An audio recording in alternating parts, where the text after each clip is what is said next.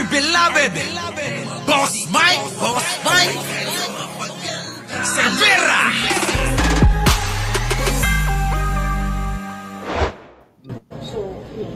Your reaction, ma'am, to the Filipinos? Kita nyo, tingnan nyo mga kababayan, habang nasa press con, tingnan nyo ginagawa.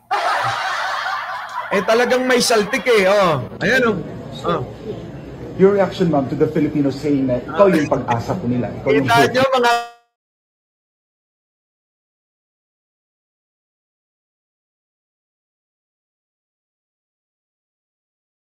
kababayan ko.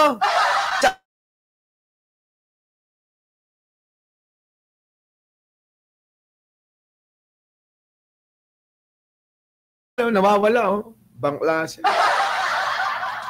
Hindi. Nire-report tayo mga kababayan. Mag-like na kayo. Hindi nga.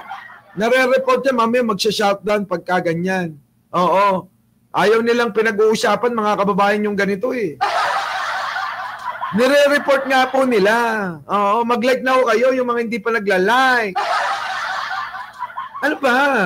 Mag-like na kayo. Kita nyo, pag nagla-like kayo, hindi nawawala. Oh, like nyo, dali na. Oh, kailangan mas marami yung like kaysa dislike.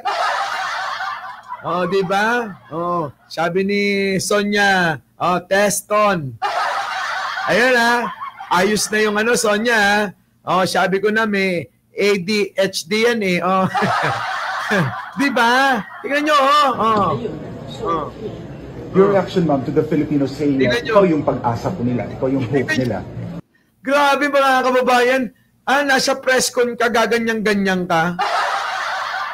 Di ba no?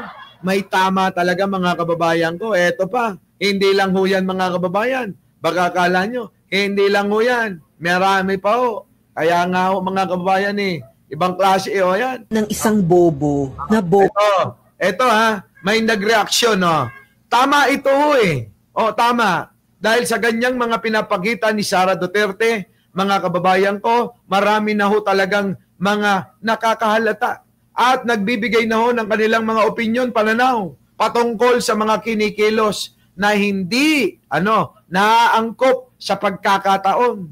Ibig ko sabihin, sa hindi naaangkop sa pagkakataon, habang ikaw ay nasa press con, abay, umaarte kang ganire. Di po ba? Pakinggan makinig. Hindi alam ng isang bobo na bobo siya. Kaya madalas, sila pa yung malakas ang loob magsalita, confident, opinionated, pero kulang sa self-awareness. Ako na nga lang siguro yung kaisa-isa dong nagde-deliver. Kasi yung matatalino, marunong manahimik, marunong makinig, marunong umintindi bago magsalita. Pero yung mga walang alam, sila pa yung unang nagagalit, unang nag-aakusa. O di, nung nawala ako, di wala na. Wala na siyang accomplishment at all. Di ba? Yan yung sinasabi ko sa inyo mga kababayan ko. Yan ang sinasabi ko sa inyo. Nung nawala na raw siya, wala nang accomplishment at all. Baka naman ang tinutukol niya yung opisina niya. Kahit naman nandiyan ka, Sarah, wala namang accomplishment yung opisina mo. Diba? Pero nga maliwanag, ang tinutukoy niya, si Pangulo. Ang daming accomplishment Sa lahat ng mga DDS na nagre-report ng live ko, pakinggan nyo to. Lalo lang kayong masasaktan dito. Ito ulitin natin. Boss Mike, para sa mga DDS to. Hindi alam ng isang bobo na bobo siya. Kaya madalas, sila pa yung malakas ang loob magsalita, confident, opinionated, pero kulang sa self-awareness. Ako na nga lang siguro yung kaisa-isa dong nagde-deliver. Kasi yung matatalino, marunong manahimik, marunong makinig, marunong umintindi bago magsalita. Pero yung mga walang alam, sila pa yung unang nagagalit, unang nag-aakusa.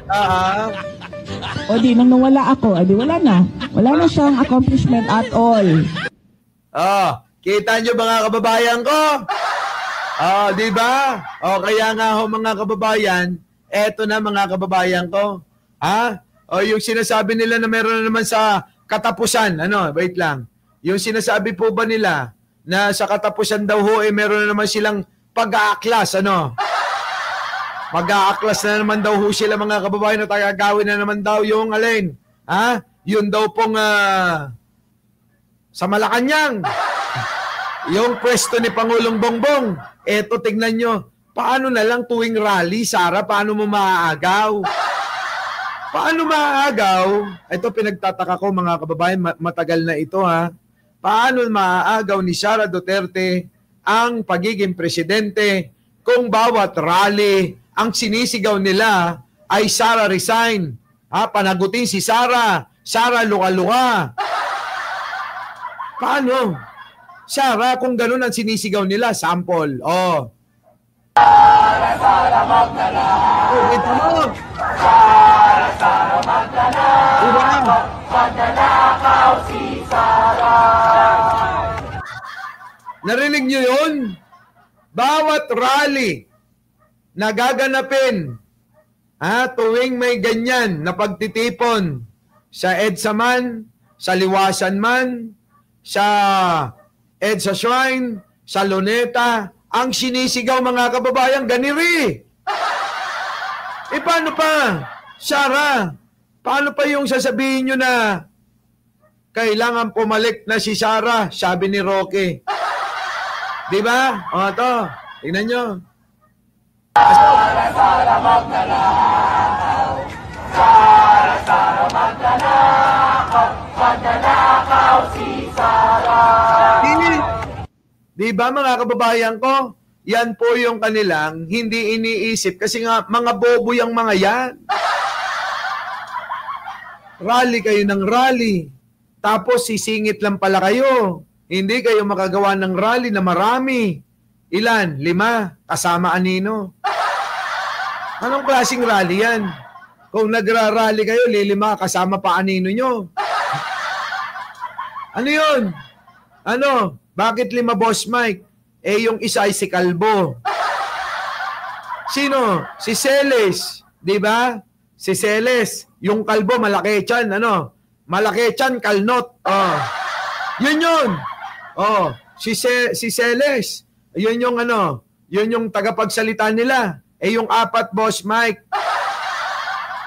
Yung 4, yung 2 doon, ay vlogger. Taga-camera. Yung 2, yun yung taga-sigaw. Yung 2, sigaw na sigaw. Duterte! Putik na yan. Yan ang team nila, 5. Kulang na lang mga kababayan. Pang-whole court na. Di ba? Hindi pa ginawang 6 mga kababayan. 5 lang talaga. Para nga naman ma-highlight si Kalnot.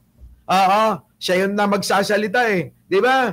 Ang ulirang mga Pilipino ay ating dapat pinananatili ang kanilang kapakanan. Mga ganun di ba ganun magsalita yun? Habang meron to sa likuran na 2, sa kabila, magkabilang kanan, magkabilang kaliwat kanan, abay, Duterte! Duterte! Tapos, yung 2 naman mga kababayan, vlogger, taga-camera sa kanila. Habang nagsasalita si Kalnot. Diba? Ayon sa mandato at ating konstitusyon, ang kailangan pumalit siya. Bangag na administrasyon. Wala pong iba kung hindi ang ating kagalang-galang na Vice Presidente. Utang ng mga banat nyo.